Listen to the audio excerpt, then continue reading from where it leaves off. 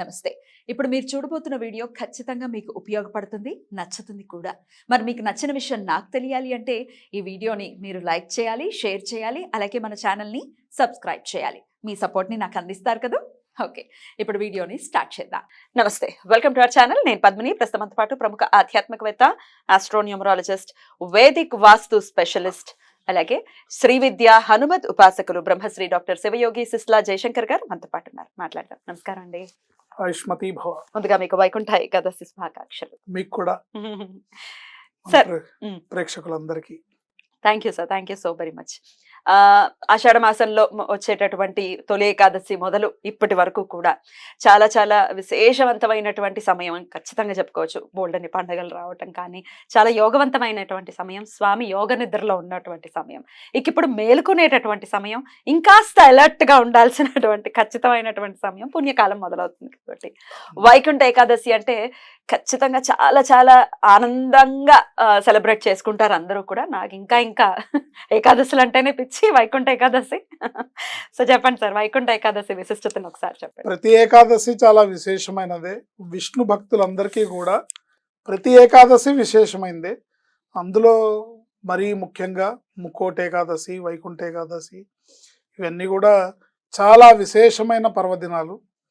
ముక్కోటి ఏకాదశి రోజు స్వామి యోగ నిద్రలోకి వెళ్ళి 6 నెలలు స్వామి యోగ నిద్రలో ఉండి ఆయన ప్రపంచ పాలనకి భక్తుల్ని భక్తజన సంరక్షకుడు. శ్రీ మహావిష్ణువు స్థితికారకుడు, భక్తజన సంరక్షకుడు. ఏ భక్తుడు ఆపదలో ఉండి ఎప్పుడు ఎలాంటి పరిస్థితిలో నిజమైన భక్తితో పిలిచినా పరిగెత్తుకుంటూ వచ్చి రక్షించిన ఏకైక భగవంతుడు ఆయన.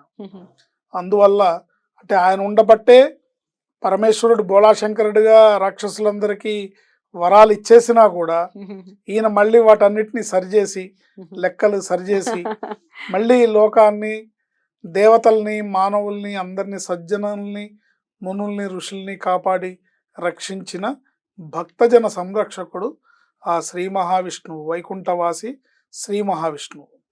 సో ఆ శ్రీ మహావిష్ణువు 6 నెలలు యోగ నిద్ర నుంచి మేల్కొని తిరిగి మళ్ళీ మామూలుగా స్థితికి వచ్చే ఏకాదశి ముక్కోటి ఏకాదశి. ఈ ముక్కోటి ఏకాదశి ఉత్తర ద్వార దర్శనం పరమ పవిత్రమైనది. స్వామివారి అనుగ్రహానికి పరిపూర్ణంగా మనం పాత్రలవచ్చు. ఆ రోజంతా కూడా స్వామివారి సన్నిధిలో స్వామివారి దర్శనము, పూజ, ప్రార్థన, జపము వీటన్నిటిలో గడపడం అనేది అనేక రకాలుగా మనకి ఉత్తమ గతుల్ని కల్పిస్తుంది. ఇక్కడ ఉపవాసము అనగానే అందరూ ఏమి తినకుండా అనే ధ్యాసలో ఉంటారు. ఉపవాసము అంటే అర్థం ఏంటంటే తినకుండా చేయమని అర్థం కాదు. తినకుండా ఉండటం వల్ల తనువు, మనస్సు త్రికరణ శుద్ధిగా మన మనస్సు ఆయన పాదాల చెంతకు చేరుతుందనే ఉద్దేశమే తినకుండా ఉండటం తప్ప తినకూడదని కాదు. తినకుండా ఉండటం ఉపవాసం కాదు. ఉపవాసము అంటే స్వామి సన్నిధానంలో గడపటం. ఉపవాసము అంటే ఆయన సన్నిధిలో వాసాన్ని చేయడం, అంటే మన మనస్సుని ఆయన పాదాల దగ్గర ఆ రోజంతా కూడా నిమగ్నం చేయడము అని అర్థం. సో ఆ రోజంతా కూడా ఉపాసకులకి చాలా పరమైన దినం. అంటే వైకుంఠ ద్వార దర్శనం అని, ఉత్తర ద్వార దర్శనం అని మనం దర్శనం చేసుకుంటాం తెల్లవారుజామున. ధనుర్మాసం కాబట్టి 2:30-3 గంటల నుంచే మనకి దర్శనం ఉంటుంది. ఆ దర్శనం ఆయన తదనంతరం ఉపాసకులుగా ఆయన అనుష్ఠానం చేసుకోవడం. ఆ రోజు మీరు విష్ణు స్మరణ ఎంత చేసుకుంటే అంత మంచిది. ఓం నమో నారాయణాయ అనే మంత్రంతో మీరు స్మరణ చేసుకోవచ్చు. ఏమీ ఉపదేశం లేకపోతే జై శ్రీమన్నారాయణ అనుకుంటూ స్మరణ చేసుకోవచ్చు. లేకపోతే నారాయణ నారాయణ అని చేసుకోవచ్చు.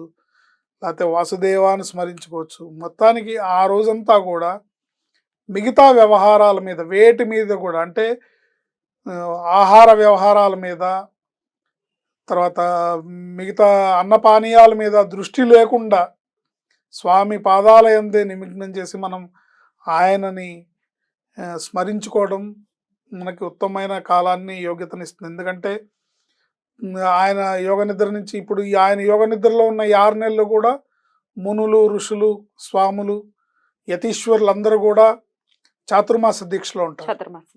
చాతుర్మాస ఎందుకంటే స్వామి అక్కడ యోగ నిద్రలో ఉన్నారు కాబట్టి ఇది తపస్సుకు అనువైన కాలం కాబట్టి అందరూ కూడా యోగ నిద్ర చాతుర్మాస దీక్షలో ఉండి దేశమంతా కూడా హైందవ మతం అంతా కూడా మంచి పవర్ఫుల్గా స్వాములందరూ కూడా యతీశ్వరులందరూ కూడా తపశ్శక్తితో తిరిగి సమాజ సేవకి సమాజ హితానికి పునరంకితమవుతారు.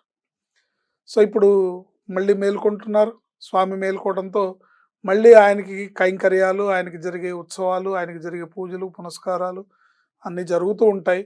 రాబోయేది ఉత్తరాయణ పుణ్యకాలం. ఏంటి ఈ ధనుర్మాసాంతంలో వచ్చేది మనకి ఉత్తరాయణ పుణ్యకాలం. ఆ ఉత్తరాయణ పుణ్యకాలం అయిన దగ్గర నుంచి కూడా అన్ని శుభకార్యాలకి అనువైన యోగవంతమైన కాలం మొదలవుతుంది. ఇంకా గడిచిన 6 నెలలు కూడా తపస్సుకు అనువైన కాలం. ఇప్పుడు రాబోయే 6 నెలలు కూడా శుభకార్యాలకి అనువైన కాలం. ముహూర్తాలు ఉంటాయి. అన్ని శుభకార్యాలు కూడా ఈ సమయంలో చేపడతారు. ఎందుకంటే స్వామి మేల్కొని ఉంటారు కాబట్టి స్వామి వీక్షణ ఉంటుంది, స్వామి రక్షిస్తారు.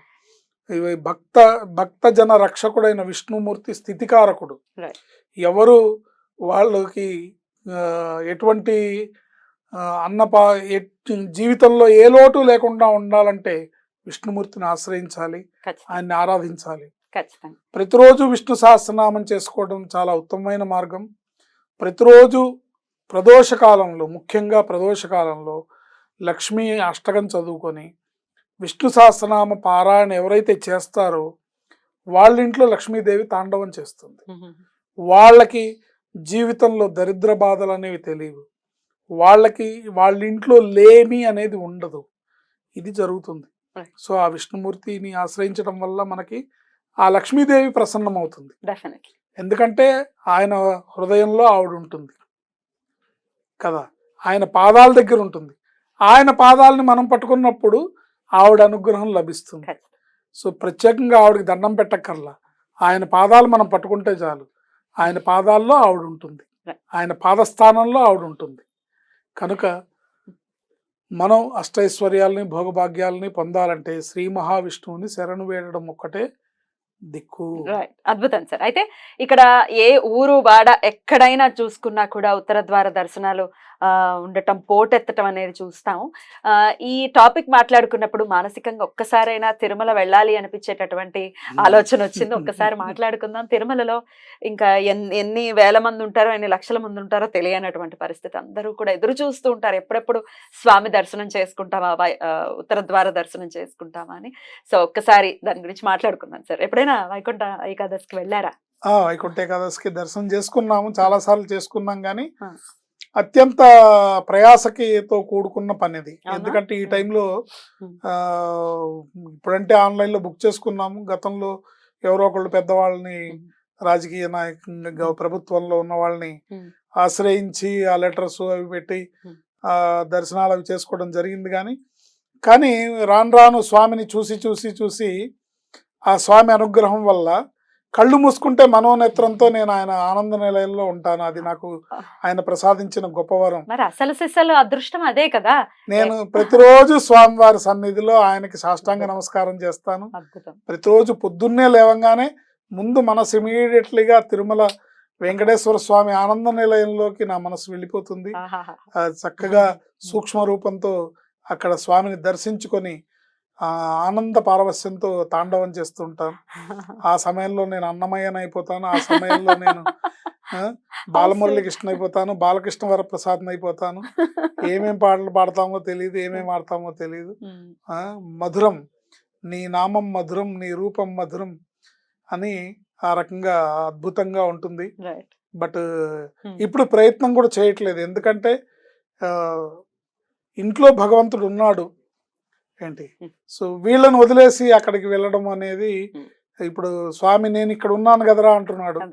అందుకని ఇక్కడ మా పీఠంలో, మా ఇంట్లో ఉన్న కొలువై ఉన్న స్వాముల్ని సేవించుకుంటూ ఆ రోజుల్లో ఆ స్వామి సన్నిధిలో గడపటం, త్రికాల సంధ్యల్లోనూ జపానుష్ఠాలు హోమాలు చేసుకోవడం ద్వారా మానసిక అద్భుతం. అద్భుతమైన మానసిక ఆనందాన్ని పొందుతుంది. ఖచ్చితంగా. ఖచ్చితంగా. మనందరం కూడా అక్కడికి కించిత్ ఉంటుంది బాధ. అరెరే! వెళ్ళలేకపోయాం. లేకపోతే అక్కడే ఉన్న వాళ్ళకి ఏకాదశి గడియల్లో కాకుండా మళ్ళీ ఎప్పుడో మర్నాడు ద్వాదశి నాడు దర్శనం అవ్వటం ఏదో జరుగుతుంది. సో, బాధపడకుండా మనోనేత్రంతో ఆయనను చూడటం అనేది అలవర్చుకుంటే ఇంక అంతకు మించిన ఆనందం ఇంకోటి ఉండదు. ప్రతిరోజు ఉత్తర ద్వార యాహ్! దర్శనం ప్రతిరోజు. చేసుకుంటా నేను. ఎగ్జాక్ట్‌లీ. నాకు ఎందుకంటే తిరుమలలో ఉత్తర ద్వారం ఎక్కడుందో తెలుసు, హ్మ్. అది ఎట్లా లోపలికి వెళ్తామో తెలుసు, అక్కడ లోపల అణువు ఎక్కడెక్కడ ఏమున్నారో తెలుసు. హ్మ్. ఇటు ప్రధాన ద్వారం నుంచి వెళ్తే జై విజయుల దగ్గర నుంచి వెళ్తే హ్మ్. ఎన్ని గడపలు ఉన్నాయి, హ్మ్. ఎక్కడెక్కడ ఏ వస్తువు ఉంటుందో కూడా అంత రికార్డ్ అయిపోయింది మైండ్లో. ఏంటి అద్భుతం. కళ్ళు మూసుకుంటే స్వామి సన్నిధిలో ఆయన దర్శన భాగ్యాన్ని ప్రసాదిస్తున్నారు.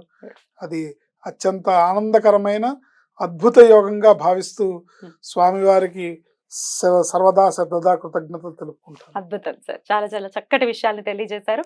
Thank you so very much sir. మరొక్కసారి మీకు వైకుంఠ ఏకాదశి శుభాకాంక్షలు. నమస్కారం. ఆయుష్మతి భవ.